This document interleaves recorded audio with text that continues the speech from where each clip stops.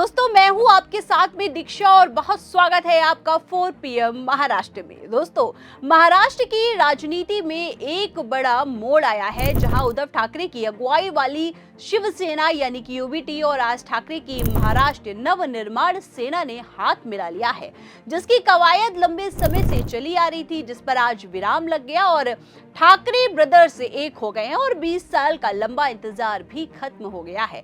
आपको बता दें कि ये गठबंधन बृहन मुंबई महानगर पालिका समेत महाराष्ट्र के कुल 29 नगर निगम चुनावों के लिए है। दोनों ठाकरे चचेरे भाइयों ने मुंबई में एक संयुक्त प्रेस कॉन्फ्रेंस में इसकी औपचारिक घोषणा की है।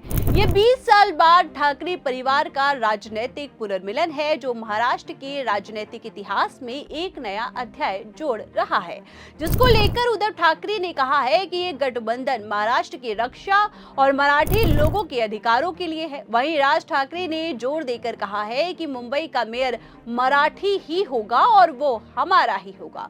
इस घोषणा से विरोधी पार्टियां सतर्क हो गई हैं, जबकि ठाकरे समर्थकों में उत्साह साफ दिखाई दे रहा है। आपको बता दें कि ये गठबंधन ऐसे समय में हुआ जब हाल ही में महाराष्ट्र के स्थानीय निकाय चुनावों में विपक्षी महाविकास अघाड़ी को करारी हार मिली थी। एमबीए में शिवसेना यानी कि यूबीटी, कांग्रेस और राष्ट्रवादी कांग्रेस पार्टी यानी कि शरद पवार गुट शामिल हैं। इन चुनावों में सत्तारूढ़ महायुति गठबंधन, जिसमें भाजपा एकनाथ शिंदे की शिवसेना और अजीत पवार की एनसीपी शामिल है, जिसने भारी जीत हासिल की है। महायुति ने 117 नगर अध्यक्षों पदों पर कब्जा किया है, जबकि एमबीए को सिर्फ 44 सीटें मिली हैं। वहीं इस हार के बाद विपक्षी पार्टियां बीएमसी चुनावों की तैयारियों में जुट गई हैं। बीएमसी चुनाव 15 जनवरी 2026 को होने वाले हैं और नतीजे 16 जनवरी को आएंगे। बीएमसी एशिया की सबसे अमीर नगर निगम है, जिसका बजट हजारों करोड़ों रुपए का है। ये चुनाव महाराष्ट्र की राजनीति के लिए बहुत महत्वपूर्ण है, क्योंकि मुंबई राज्य की आर्थिक राजधानी है। वहीं आपको बता दें कि ठाकरे परिवार महाराष्ट्र की राजनीति का एक बड़ा नाम है। बाला साहब ठाकरे ने 1966 में शिवसेना की स्थापना की थी। शिवसेना की शुरुआत मराठी लोगों के अधिकारों की रक्षा के लिए हुई थी। बाला साहब ने मुंबई में मराठी मानुष की आवाज बुलंद की है और दक्षिण भारतीयों के खिलाफ आंदोलन भी चलाया है। उद्धव ठाकरे बाला साहब के बेटे हैं, जबकि राज ठाकरे उनके भतीजे हैं। 2006 में राज ठाकरे ने शिवसेना से अलग होकर एमएनएस बनाई थी, जिसकी वजह थी कि उद्धव को पार्टी की कमान सौंपी गई थी, जिससे राज ठाकरे नाराज हो गए थे। उसके बाद से दोनों भाइयों के बीच राजनीतिक दुश्मनी चल रही थी। वे चुनावों में एक दूसरे के खिलाफ लड़ते थे और कटु बयानबाजी भी देते थे, लेकिन अब 20 साल बाद वे फिर साथ आ चुके हैं। आपको बता दें कि इस गठबंधन की नींव हाल के महीनों में पड़ी। जुलाई 2025 में महाराष्ट्र सरकार ने प्राथमिक स्कूलों में हिंदी को तीसरी भाषा बनाने का फैसला किया था, जिसका दोनों ठाकरे भाइयों ने विरोध किया। वे एक मंच पर आए और सरकार को फैसला वापस लेने पर मजबूर किया। उसके बाद वे कई मौकों पर साथ दिखाई दिए। उद्धव के जन्मदिन पर राज उनसे मिलने गए। स्थानीय निकाय चुनावों की हार ने उन्हें और करीब ला दिया। संजय राउत, शिवसेना यूबीटी के सांसद, ने कहा कि ये गठबंधन बाला साहब ठाकरे के सपनों को पूरा करने के लिए है। जानकारी के मुताबिक 24 दिसंबर को ठाकरे भाइयों ने मुंबई के शिवाजी पार्क में बाला साहब ठाकरे की समाधि पर जाकर श्रद्धांजलि दी। उधर उद्धव के साथ उनके बेटे आदित्य ठाकरे और राज के साथ उनके बेटे अमित ठाकरे भी थे। पूरा ठाकरे परिवार एक साथ नजर आया, जो समर्थकों के लिए भावुक पल था। उसके बाद वे वर्ली में एक होटल में प्रेस कॉन्फ्रेंस के लिए भी पहुंचे। प्रेस कॉन्फ्रेंस में उद्धव ठाकरे ने कहा कि महाराष्ट्र का नेतृत्व केवल ठाकरे ही कर सकते हैं। हमें 107 लोगों की शहादत के बाद महाराष्ट्र मिला है। उस आंदोलन की अगुवाई हमारे दादा प्रबोधनकार ठाकरे ने की थी। मेरे और राज के पिता भी इसमें शामिल थे और उन्होंने शिवसेना की स्थापना का जिक्र भी किया और कहा कि ये मराठी लोगों के अधिकारों के लिए हुई थी। उद्धव ने गठबंधन का ऐलान करते हुए कहा कि जो लोग पहले महाराष्ट्र चाहते थे, वही अब नए प्रयास कर रहे हैं। हम दिल्ली में बैठे दो लोगों को रोकने आए हैं। हमारी सोच एक है, हमें मराठियों का संघर्ष याद है। दिल्ली वाले हमें तोड़ रहे हैं, लेकिन इस बार हम नहीं टूटेंगे। वहीं आपको बता दें कि राज ठाकरे ने कहा कि महाराष्ट्र और मुंबई किसी झगड़े से बड़ा है और आज हम दोनों भाई साथ हैं। सीटों का बंटवारा मायने नहीं रखता। मुंबई का मेयर मराठी होगा, हमारा होगा। और उन्होंने मराठी मानुष की रक्षा पर जोर दिया और कहा कि ये गठबंधन महाराष्ट्र को बचाने के लिए है। गठबंधन में सीट बंटवारे पर सहमति बन गई है।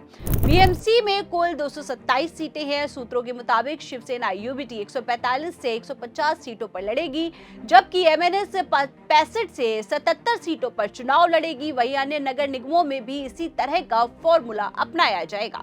संजय राउत ने कहा कि सीट बंटवारा अंतिम चरण में है और जल्दी ही इसका ऐलान होगा। ये गठबंधन मराठी वोटों को एकजुट करने का प्रयास है, क्योंकि दोनों पार्टियों का आधार मराठी मतदाता है। शिवसेना की प्रवक्ता प्रियंका चतुर्वेदी ने गठबंधन पर खुशी जताई है और उन्होंने कहा है कि जनता का कोई काम नहीं हुआ है, जनता के पैसे की लूट हुई है। राजनीति हमारे लिए सेवा का माध्यम है। महायुति झूठी है, मेयर हमारा ही होगा, मराठी ही होगा। संजय राउत ने इसे बड़ा दिन बताया है और उन्होंने कहा है कि बाला साहब ठाकरे का पूरा परिवार एक साथ आ रहा है। ये राजनीतिक गठबंधन है जिसका फायदा बीएमसी और अन्य चुनावों को मिलेगा। हम जीतने जा रहे हैं। जानकारी के मुताबिक कांग्रेस ने अलग लड़ने का फैसला किया है। कांग्रेस ने कहा है कि उद्धव ने एमएनएस से गठबंधन के कारण वे अकेले लड़ेंगे, लेकिन चुनाव बाद समर्थन का दरवाजा खुल रहा है। शरद पवार की एनसीपी में पुणे में अजीत पवार की एनसीपी से गठबंधन पर विचार कर रही है, जो ठाकरे गठबंधन में बाधा डाल सकती है। वहीं आपको बता दें कि सत्तारूढ़ महायुति गठबंधन इस गठबंधन से प्रभावित नहीं दिख रही है। मुख्यमंत्री